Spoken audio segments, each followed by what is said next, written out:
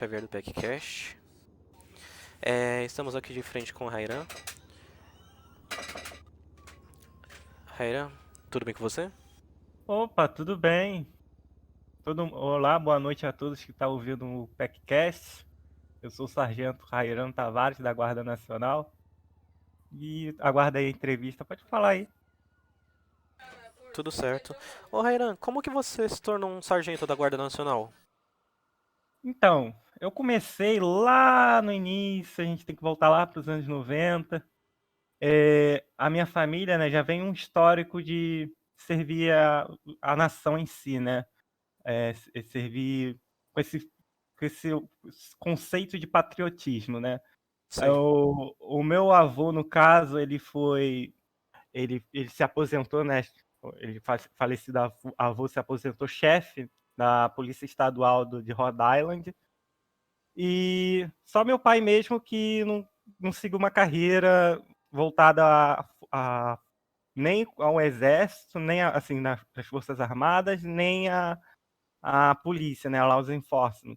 Então, eu meio que assim, passeando com meu avô, e também uma influência também que eu tenho da minha irmã mais velha, a Celina Tavares, que também atua na Guarda Nacional, só que ela da Divisão Aérea, né, da Departamento Aéreo, das Forças Aéreas. Então, meio que seguindo querendo ver para onde que eu ia ingressar, né, logo de cara, se era para a polícia ou se era para a Guarda Nacional, alguma coisa relacionada ao militarismo. Aí eu acabei que encontrei um espaço na Guarda Nacional através da minha irmã, né? Ela falou, ó, tem a Guarda Nacional, eu acho que cairia bem, dá uma estudada aí, né? Eu também tinha que custear minha faculdade, né? Então, e essa questão também de fazer uma formação e ter um tempo a mais para mim, né? Para as atividades, porque assim, como meu avô era, né? Ele Uhum. era policial, era algo mais doméstico, né? Era algo mais pontual, né? Dentro dos Estados Unidos. Eu não queria fazer uma vida muito para fora. Eu queria meio que ficar como meu avô ficou, né? Fincados em terra no solo americano e tudo mais. Então, aí, aí pela influência da minha irmã, ela falou, ó, a Guarda Nacional, ela te proporciona isso. Aí eu fui lá, me alistei, né? Além disso, fui me alistei lá e Uhum. todo o procedimento em 99 foi tudo com sucesso, né? Foi um procedimento bem tranquilo, entrei, foi muito bacana, fui bem receptivo, bem disciplinado, é muito bacana. Que da hora. Uma dúvida. A Guarda Nacional ela não atua fora do país, não? Tipo lá no Afeganistão. Então, assim, a Guarda Nacional, apesar de fazer parte do ramo militar, né, das Forças Armadas dos Estados Unidos, que ela faz parte, ela tem duas formas de atuação. Quando a gente fala na questão da atuação nacional, ou seja, quando a nação, o presidente, convoca a Guarda Nacional, o Serviço da Guarda Nacional, que internamente tem a Forças Armadas, o Exército, né, a gente compõe o Exército dos Estados Unidos, juntamente com a Aeronáutica, a Força Aérea dos Estados Unidos. Só que assim, diferentemente dessas do exército de fato separado com as forças aéreas separado, a Guarda Nacional tem internamente tem a mesma hierarquia, tem o Uhum. mesmo funcionamento, só que a gente atua mais como guarda doméstica internamente. Mas caso venha uma convocação do presidente onde, né, a gente precisa atuar para fora, ou seja, atuar em terras estrangeiras, a gente pode atuar pela convocação do presidente. Só que ele não faz isso costumamente. Por quê? Porque ele tem já ativo essas organizações, né, esses ramos dentro das Forças Armadas, né? Então, quer dizer, ele dá prioridade justamente a acionar essas pessoas, a não ser a Guarda Nacional, principalmente, é mais convocada externamente, mais para casos como a guerra, né? Como a gente teve muito a presença da Guarda Nacional na Segunda Guerra Mundial, porque foi um requerimento de contingente, né? Porque não tinha gente suficiente, né? Então a gente teve que todas elas foram convocadas, inclusive a Guarda Costeira, enfim.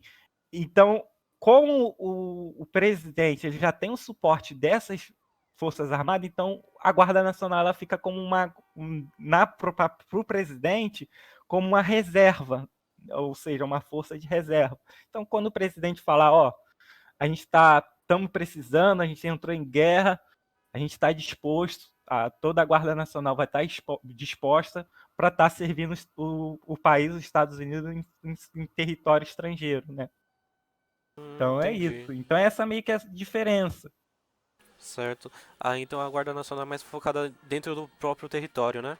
Isso, por isso que ela tem essa cunha guarda, é que ela meio que trabalha com uma guarda doméstica, Que né? Mas bacana. nada impede, né, como eu disse, nada impede do presidente convocar a Guarda Nacional, né, nos convocar para trabalhar em solo estrangeiro, né? E, inclusive, tem oficiais pontuais que trabalham em solo estrangeiro, mas isso é um voluntariado, não é uma convocação.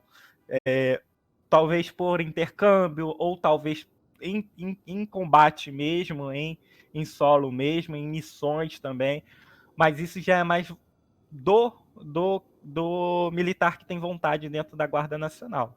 Então, mas de maneira geral é isso. Bacana, bacana. É uma dúvida que eu tenho, que eu sempre tive. Como que faz pra poder participar, poder entrar dentro da Guarda Nacional? Então, a Guarda Nacional, assim como qualquer Forças Armadas dos Estados Unidos, a pessoa ela faz a inscrição, né? É, como a gente não tem um período de guerra e tudo mais, diferente de muitos países, não é uma convocação obrigatória, né? Não é algo obrigatório, a não ser quando está em um período de guerra. Mas a maioria, até na Segunda Guerra, pelo histórico dos Estados Unidos, pela formação nossa aqui de nação, a gente faz pela convocação. Então, a pessoa que tem interesse, ela precisa procurar é, acessar meios para se inscrever. Pode ser através do site, né?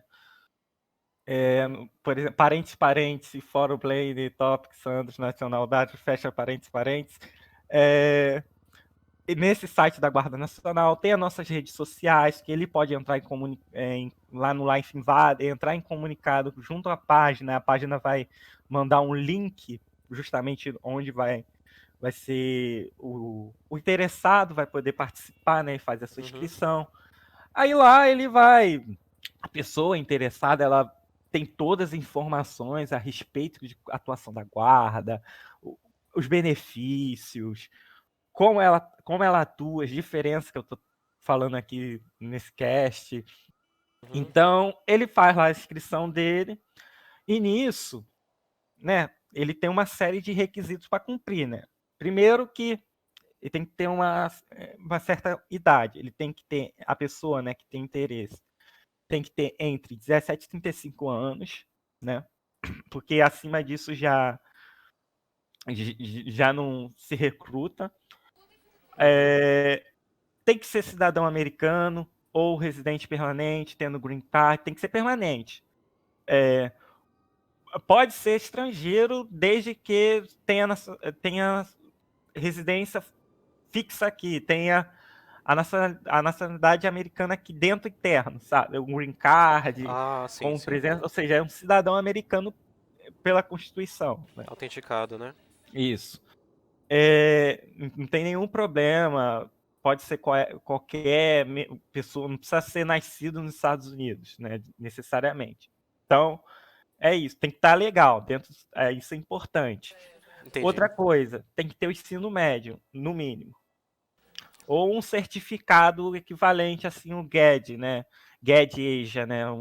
Que geralmente é uma faculdade à noite de supletivo, né? Então que é equivalente ao da high school. Então tem que ter esse requisito mínimo, que é questão de educação. Tem uma pontuação mínima no teste que a gente faz, né? Que são perguntas básicas e justamente quem tem a formação do ensino médio vai conseguir responder ela. Então são perguntas básicas de gerais, por exemplo, capital dos Estados Unidos, capital do nosso estado, enfim, são coisas pontuais e fáceis de se responder. E outra coisa também é atender os requisitos médicos, né? Porque como o ramo militar é algo que exige da pessoa, né? Não só mentalmente como fisicamente, então ela tem que estar preparada, tem que estar apta nesses dois itens, né? Tem que Uhum. estar bem, tem que ter uma saúde boa, plena e também a mente também sã, né? Mente sã plena, né? Esses requisitos. A pessoa tendo esses requisitos vai lá preencher tudo certinho, né? E vai ser acionada, né? Através do contato que ela deixou ali presente. Se ela deixou o telefone, ela vai ser ligada, um e-mail, enfim. Aí ela vai ser convocada e marca a presença, né? E tem um processo. Entendi. Bacana, bacana. E no caso, como funcionam os cargos? Você disse que você é um sargento, né? Quais funções que você exerce? Então, eu sou sargento de primeira classe, né? O sargento de primeira classe, ele tem um pequeno, digamos assim, grupamento, né? Qual ele consegue organizar e também ele pode atuar na área de treinamento, né? Ele tem uma especialidade que isso é pelo critério do militar que ele pode fazer, que é atuar com drill. Drill basicamente é o treinamento, né? É o, Uhum. é um barra, não sei traduzir drill, tá? Barra, fecha barra. Então, o sargento do drill, ele atua como ele é responsável pelo treinamento dos novos cadetes, né? Aliás, dos nossos novos recrutas. Uhum. Então, ele tem essa função, com esse cargo ele pode atuar nisso como sargento de primeira classe. Então, ele tem essas funções, ele faz esse relatório de tudo relacionado, ele pode é, gerenciar, né, uma pequena base, não é uma base em si, tipo assim, um prédio, uma guarnição. Então, essas funções ele pode fazer. Em combate, ele também é como sargento, atua em organizar as tropas para o tenente, enfim. E também isso em missões, né? Não só de combate em si, né? Porque a maioria da guarda, querendo ou não, são missões mais domésticas, são missões de apoio a tanto a nação como ao Estado, né? Mas Uhum. de maioria ao Estado, né? O Estado, quando eu se refiro ao Estado estadual, né? Então, é, ele meio que organiza esses grupos com eles, a cargo abaixo dele, e faz essa interligação ao tenente que vai trabalhando com a hierarquia, né? Que o tenente vai lá, organiza, trabalha com a ponte entre os oficiais, a praça e os oficiais, enfim. Aí vai fazendo essa ponte, né? Então o sargento ele faz essa organização, atua com a questão do turno ali, enfim, toda relacionada aos demais praças abaixo do cargo dele, né? Então, é, além disso, então no final ele é responsável pelo gerenciamento desse pessoal, né? Entendi. Certo. Vocês já chegaram a fazer algum tipo de intervenção no estado? Tipo, quando a polícia não deu conta, PD? Então, a Guarda Nacional ela já teve várias atuações internas, né, domésticas. Por exemplo, no ano passado a gente teve a maior seca aqui em São Andres, que acabou devastando parte ali de, Blackout? do Monte Josias, aquela região mais ao norte de Forte Carson ali, Hum, que era toda florestada. Agora quem passa por lá vê que o ambiente não está tão legal. A gente está até com um projeto de reflorestamento na região, né, para tentar restaurar a flora e a fauna também, né, hum, consequentemente. Então, o que acontece? Como o corpo de bombeiro local, né, a Fire Department locais, não estava conseguindo dando conta em si, apesar da união de todos eles, a Guarda Nacional ela foi acionada, né, a Sandra National Guard, né? Uhum. No caso, nós fomos acionados. E nós marcamos presença lá. O que a gente fez? A gente atuou com a mitigação do incêndio, organização do pessoal, tentar retirar também, principalmente em busca de vítimas, retirada de animais, né, feridos que ficaram presos ao fogo. Então a gente atuou juntamente em conjunto com a Fire Department, também com as xerifes, também, algumas xerifes que resolveram participar também e ajudaram nisso. Então foi um exemplo de vários que a gente atuou.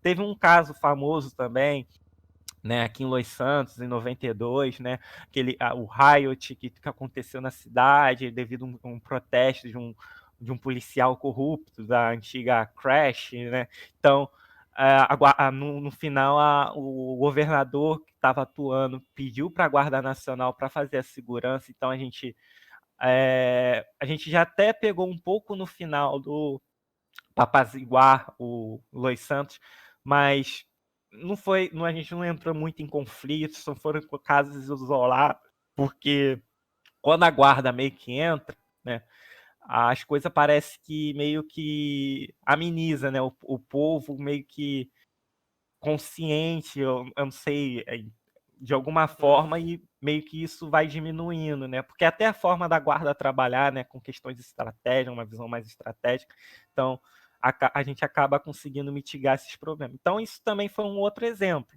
né, nesse caso. bacana. É, nas horas vagas, você faz algum tipo de coisa, algum programa? Você tem algum hobby? Então, a vantagem da guarda é essa, já até falando pro pessoal que é isso. Diferente do restante militares, né, dos outros militares, a guarda ela tem um pouco mais de tempo para si, né? Porque como a guarda ela atua mais pela convocação, seja ela pelo Estado ou seja ela pela nação, a gente acaba tendo mais tempo para fazer as coisas em solo americano, para tocar um negócio, para criar uma família. Então, é essa a vantagem da guarda em relação às outras forças armadas. Então, pessoalmente, eu tenho um negócio, que é um arcade, né, conhecido as Certcoin. Eu tenho esse Hum, arcade ativo e eu toco esse negócio quando eu não estou trabalhando na guarda, né, quando eu não estou sendo acionado lá. Então o pessoal vai lá, frequenta, conhece o lugar, é um lugar que tem uma pegada. Acho que tu já foi lá, já, tem uma já. pegada assim de anos Retrô, né? 80, na minha época, da minha nostalgia, minha infância, né? Porque eu sou de 80, então, quer dizer, eu quis restaurar um pouco dessa essa nostalgia que eu tenho, né? Que eu tenho na época um pouco numa loja para passar para os demais. Então eu tenho esse negócio, né? É, é isso que é o legal da guarda. Eu tenho Hum, tempo para tocar esse negócio. Se eu estivesse sei lá, no exército ativo, né, no corpo do exército, ou no corpo da marinha, né, seria quer dizer, eu não tipo teria tempo 24/7, né? nenhum, ou do fuzileiros navais, enfim, eu não teria tempo nenhum para estar executando, porque esse pessoal ele estão servindo a nação de fora, né? Estão no exterior, estão batalhando, lutando no exterior. Então, é muito pouco tempo que eles têm, né? Eles servem a nação, dedicam full time à nação mesmo. São Hum, bastante guerreiros. Então, aí quem quer servir a nação da maneira que pode e uma maneira que se sente confortável, eu querendo ou não, a Guarda Nacional vai estar lá, vai estar presente para a ideia que vier. Mas no tempo que a gente não é convocado, a gente tem tempo para realizar nossas coisinhas, né? Tocar nossa vida civil. entendi, bacana. Renan, eu quero agradecer sua presença. Você quer deixar algum recado? Nada, só para avisar o povo que a questão da. Para quem quiser aparecer e tentar se ingressar na Sandras National Guard, a gente vai reabrir, né, as inscrições, né? que é porque está acontecendo é uma reforma geral das instalações de Forte Castro. O que acontece? A gente, no último recrutamento, recebemos bastante oficiais, né? Bastante, na verdade, Uhum. recrutas, né, que se tornaram praças, né, e oficiais, né? Enfim. E nisso vimos a necessidade de, né, o pessoal do alto comando viu a necessidade de ampliar as instalações, né? Entrou em contato com o governador, aí o governador aprovou, juntamente com o pessoal lá, né, políticos em relação ao orçamentário. Então, o que que acontece? A Guarda Nacional, nossos alojamentos estão recebendo reformas, então a gente teve que parar um pouco com as inscrições e tudo que rege lá, todas as obras que estão acontecendo lá, tá caminhando bem, está em fase final. Então, brevemente, o pessoal fica atento aí nas redes sociais da Guarda Nacional, fiquem atentos aqui no celular e tudo mais. Fiquem atentos que brevemente aí está convocando novos recrutas. E quem quiser conhecer mais a respeito e tudo mais, lá tem todos os benefícios, todas as informações necessárias, todos os itens que a gente tratou aqui no cast.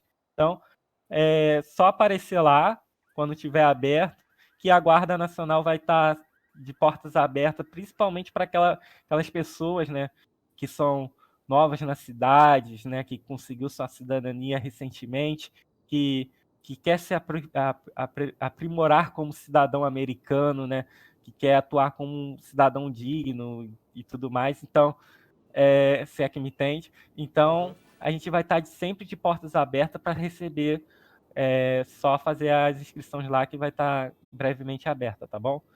Tá Então, certo. esse é o recado, pessoal. Então agradecemos a todos que estiverem ouvindo, assistindo. Um abraço, Rairan. Boa noite, pessoal. Packcast se encerra por aqui.